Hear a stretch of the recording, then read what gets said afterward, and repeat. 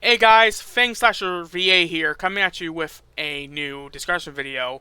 And also, this video is also up on Fang Slays and Plays. I'm having a hard time saying my own names, by the way.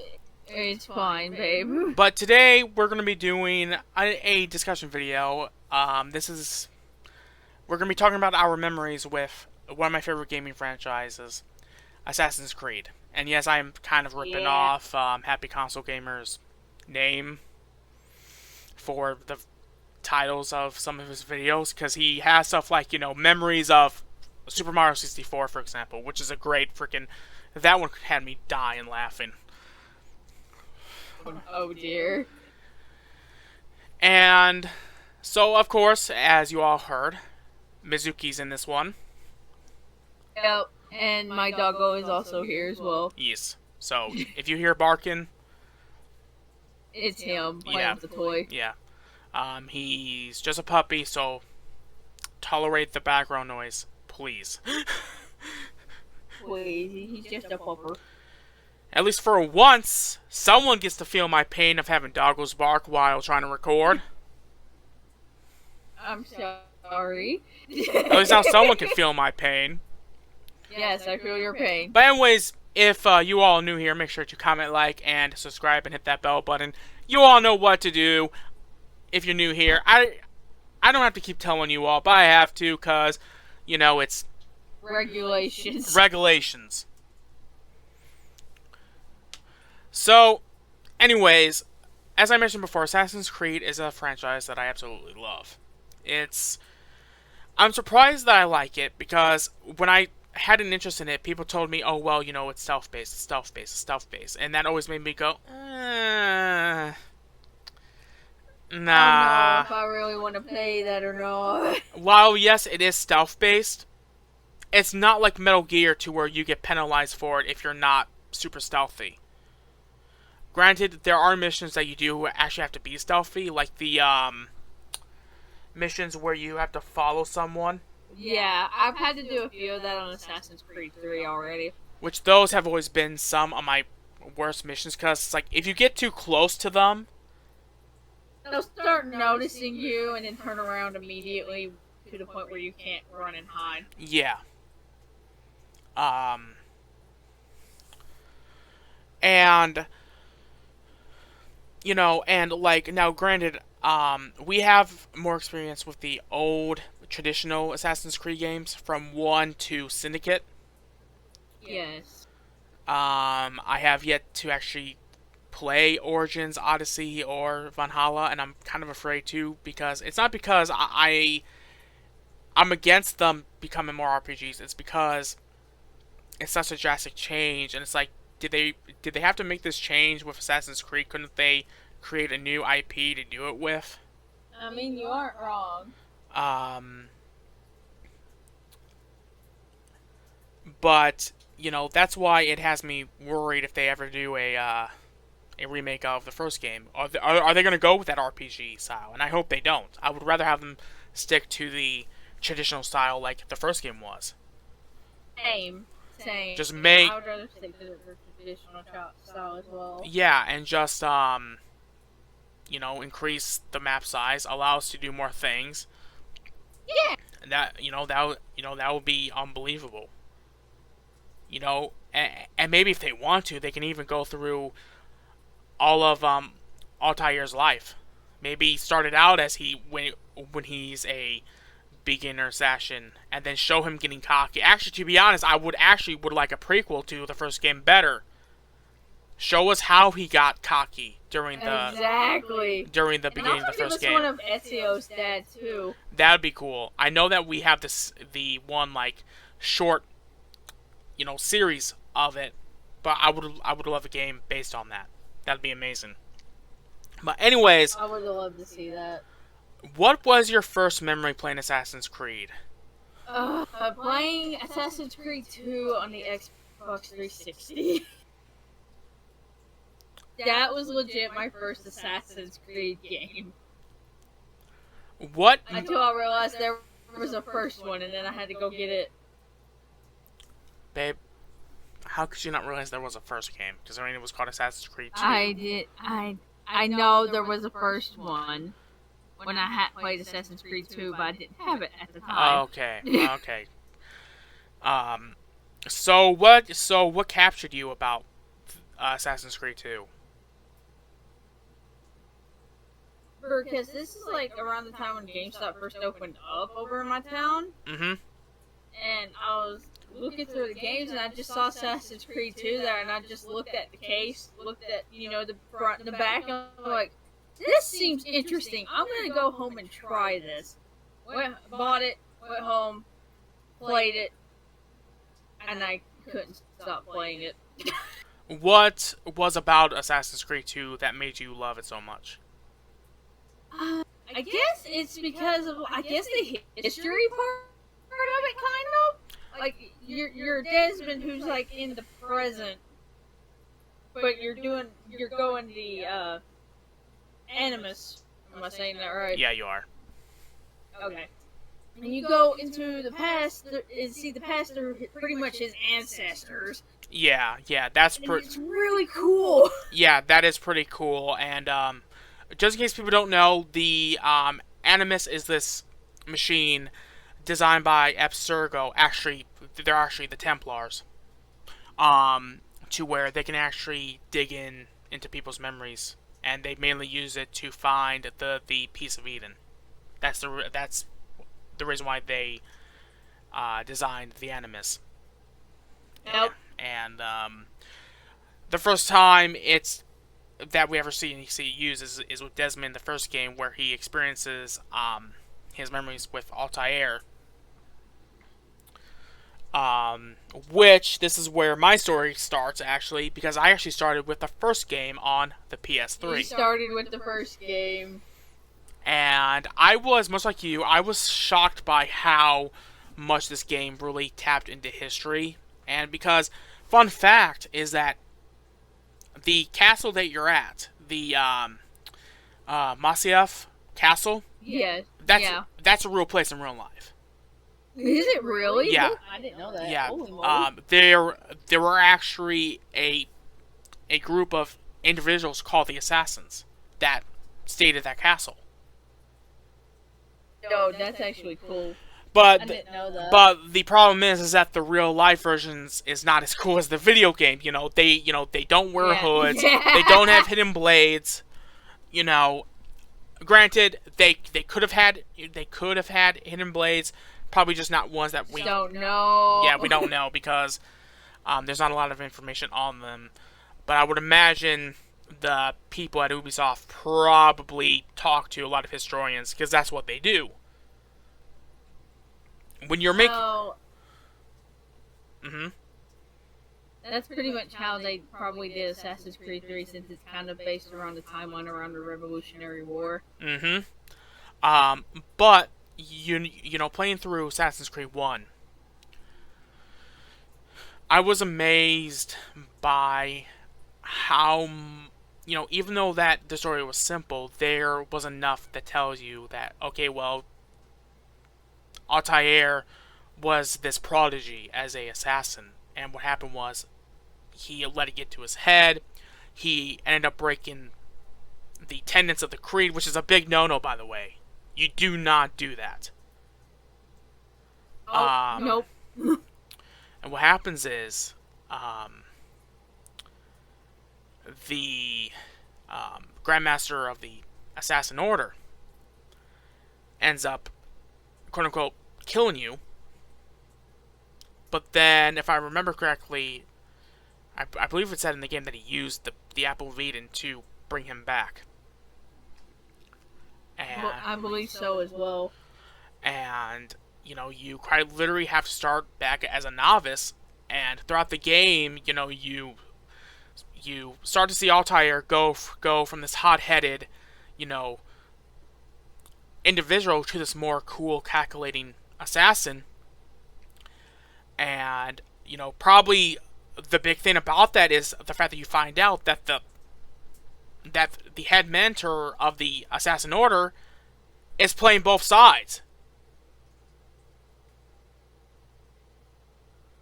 That when I remember that when I first played, I saw when I learned about it, I was like, wait, what?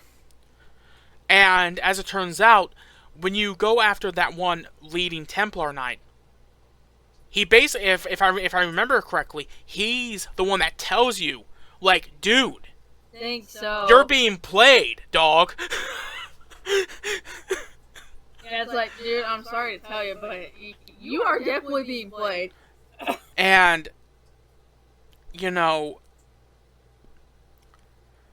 and I also loved the parkour of that game, and the character of Altair, knowing how cool and calculating, and Altair is awesome, and how accurate they actually got a lot of those people's personalities. Because the fact of the matter is, I could be wrong, but people in the Middle East still are very much like that, like we see in like Assassin's Creed 1, with how their personalities are very like stoic and like, which, if I'm wrong about that, my apologies. I'm not trying to offend anyone here. I'm just saying, what I've noticed from a glance. exactly. And that game definitely planted the seed, and I remember because my aunt gave me Assassin's Creed 1, 2, Brotherhood, and Revelations. I remember that perfectly. Yeah. The only game that was on the 360 was Brotherhood. The other three was on PS3. Why? I don't know. Times, man. And when I started playing Assassin's Creed 2, that's the game that really made me go, holy crap, I like this series now. I really liked Altair as a character, but Ezio, Ezio's a different story on that one. There's a reason why so many people compare newer protagonists to Ezio, is because Ezio is a perfect character. He really is. And, I'm sure that nowadays there's probably people on Twitter talking about how, Ezio is a very offensive character. You know what? Probably back then, that's probably how dudes were. Okay? You aren't wrong. It probably was. And the one line that always sticks out to me about the second game was when it's actually during the beginning, to where him and his brother are talking on top of the church, and his brother goes, we lead a good life, brother, and then Ezio goes, the best, and Ezio goes, I hope it never changes, and then his brother goes, hope it never changes us. Yes. Anyone that knows Assassin's Creed 2 knows exactly how important that line actually is. When you are first going through the game, you don't know the fact that Ezio changes. The Auditore family changes after the bullcrap assassination of Ezio's father and two brothers. He becomes vengeful. He becomes hardened. Very. Yeah. Granted, he's still the same Ezio that we know and love. The very cocky, cool, calm, and collected Ezio. But there's an edge to him now. Yeah. And that's the game that made me fall in love with Italy. I want to go to Florence. I want to go to all these different, cities. Yeah. In Italy, and just how the architecture is, and the fact that you have actual plague doctors, and which is, again, you can say what you want about Ubisoft nowadays, but they know the right people to talk to in terms of history. I bet you even though this game takes place like years after the Black Plague, there were probably still people still dressed up as plague doctors. I mean, you aren't wrong on that. And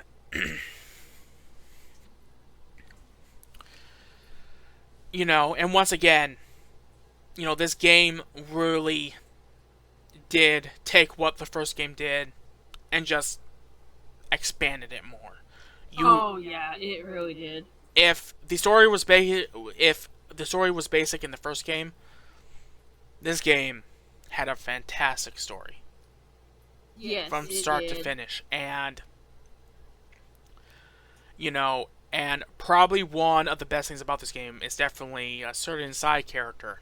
A certain very important historical figure that Leonardo da Vinci. Yep. He basically helps you out with a lot of your weaponry. Loved meeting him. He's the reason why Ezio now has dual hidden blades. Yep. He's also why he programmed a freaking firearm in his hidden blade as well.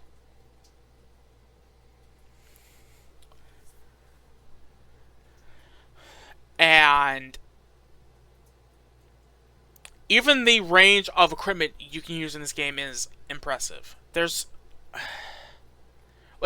so much to talk about Assassin's Creed 2 as a game that we could actually make this its own episode. Just about Assassin's Creed 2. You aren't wrong. But we can't just talk about Assassin's Creed 2.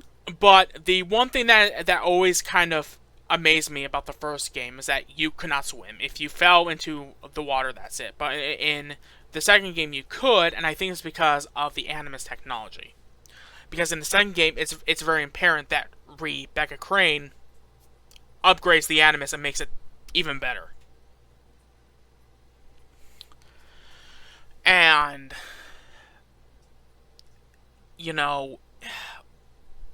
Assassin's Creed 2 is just a perfect Assassin's Creed game from front to back. It's a really good game. Brotherhood, the second part of the Ezio trilogy. So you can pretty much say it's the Empire Strikes Back, or the Attack of the Clones, or the Last Jedi, just not as crappy, of the Ezio trilogy. Where were you at when you first played that? PlayStation 3 actually is when I first played Brotherhood. Oh. You pulled a reverse me there, because I had all of them for the PS. I had two for the 360, and then got Brotherhood and Revelations on the PS3. So, what did you like about Assassin's Creed Brotherhood? There was so much because both me and my nephew played it. Mm-hmm. I liked everything about it. There was so much about it that I just liked. What about the part where you go into that freaking Colosseum in Rome? Dude, that was cool. I'm not even gonna lie on that. That was cool. Yeah, and that game carries on from the second game to where it opens up to where Ezio comes back and there's this big celebration. Of course, we all know that one scene of him, he's getting lucky. Because of course he is, because he's Ezio. Yeah, it's Ezio. You know what I mean by when he's getting lucky. Yeah. And the place gets attacked by the Borgia. You aren't wrong. And on that. His uncle, which is another great side character, ends up dying in that attack. Yeah. So now once again you have Ezio, Claudia, his sister, and his mother needing to run and trying to get to. They literally had to run and hide again. Yeah. Sadly, yes. And sadly, that's the life of being an assassin. Yep. And Have to run and hide a lot. this game definitely did not, like, there definitely was not that much of a difference between this game and 2, but it was still amazing. It was still amazing. Oh yeah. Especially when Claudia becomes a freaking assassin. That, I thought that was pretty cool.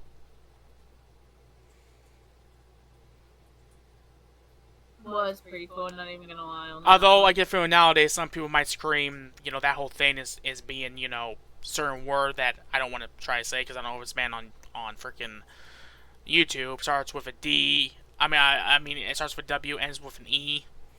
It's 4 letters. Yeah.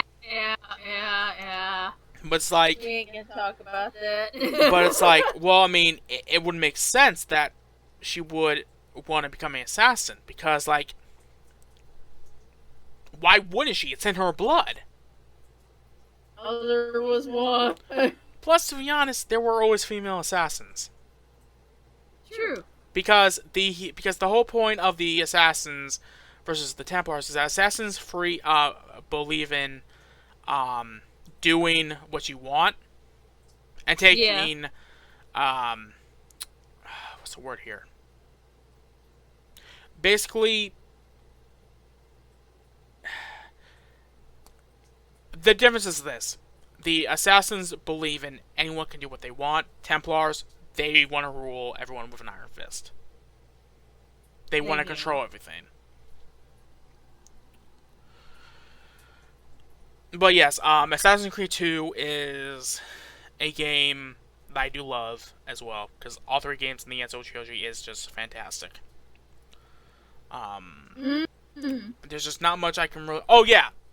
There's one key difference I love about this game is the fact that you could recruit assassins, and like you can actually have them help you out. It is called Assassin's Creed Brotherhood. Yeah, exactly. And you got to see more of the Creed in the in this game from what we saw in the first game. I'm not the first game, the second game with the Italian Brotherhood. That was amazing. Yep. And then of course we come to Revelations, the final part of the Ezio trilogy. A game that perfect game killed me at the end. Yes, when Ezio finally decides that he's had enough of being an assassin, so he's going to retire. That game killed me. You can definitely tell in that game Ezio was tired of being an assassin. Oh yeah, you definitely could. And I think that game perfectly balances Altair and Ezio, because even though, yes, it's part of the, Ezio trilogy, that game was just as much about Altair like it was in... Oh, yeah! Speaking of which, we both forgot to mention about the second game. What about the Altair armor that you can collect, that you can get? Oh, yeah, I forgot about that. Remember that? Both me and my nephew worked our butts off trying to get that armor. Yeah, same. God, he looked so cool in that. The freaking black. Oh, dang cool. That was awesome looking. Anyways, I totally forgot about that. How could I forget it? How could I forget about that? I forgot about it too. Don't worry, I did too. But Revelation was perfect send off for Ezio's character, and he was an older man at that point. He was middle age, but he was still such a freaking beast. And that hook blade. That hook blade was nice. Yeah. I'm not even gonna lie on that. That was nice. And once again, a great side character. And, sadly, I think it's Brotherhood or that game, but it shows what happens to Christina. And, hate that. Dude. And you also meet up with Lee Da Vinci. Yeah, we meet up with Leonardo da Vinci again. I think it's that game or Brotherhood to where he is shown the fact, he's literally being, you can tell that the Templars roughed him up. it might have been Revelations on that one. I'm not for sure, but I think it was. But you know, like going into Masyaf Castle and finding Altair's tomb, you know, like I said, you guys, like the Ezio trilogy is my favorite video game trilogy. One of them, actually, one of them. Mine too. Yeah. Ezio as a character is a perfect Assassin's Creed character. Alright, you guys, because of the fact that Babe here hasn't fully played through all the other Assassin's Creed games past the Ezio trilogy, we're going to go ahead and do a mass edit to where we're going to end this right after we're done with the Ezio trilogy, and we'll do a part 2 when she plays through 3, Liberations, Black Flag, Rogue, Unity, Syndicate. I gotta play all those. But anyways, guys, I hope you all enjoy our Assassin's Creed 1 to the Ezio Trilogy Memories video. Make sure, like I said, make sure to comment, like, and subscribe. And as always, I'll see you all in the next video. Later, guys. Hey, guys.